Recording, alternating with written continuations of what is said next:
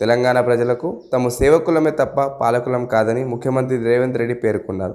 సంఖ్యలు తెచ్చి స్వేచ్ఛను పంచి జనం ఆంక్షలను నిజం చేస్తూ సాగిన నెల రోజుల్లో స్పష్టం చేస్తున్నారు. కాంగ్రెస్ ప్రభుత్వం నెల రోజుల్లో పాలకులపై రేవంత్ రెడ్డి ఆదివారం ఎక్స్ వేదికగా స్పందించారు. సేవకులమే తప్ప పాలకులం కాదని మా మాట నిలబెట్టుకుంటూ పాలనను ప్రజలకు చేరు చేస్తాం అని అన్నారు. అంటే మామూలుగా 6 గ్యారెంటీలపై చాలా వరకు ప్రజలకు ఒక ప్రశ్నార్థంగా మారింది కాబట్టి దానికి 100% మేము దానికి గ్యారెంటీలకు మేము ఆ మాట మీద నిలబెడతాము అని రేవంత్ రెడ్డి గారు చెప్తున్నారు.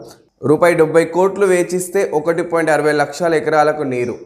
అంటే నార్మల్గా కూడా ఈ మే నెలాఖరుకు సీతారామ ఎత్తిపోతుల లింకులు కాలువల పూర్తి చేయండి. వ్యవసాయ శాఖ మంత్రి తుమ్మల నాగేశ్వరరావు ఆదేశాలు. దశల వారీగా ప్రాధాన్యాన్ని బట్టి పనులు చేపట్టాలి.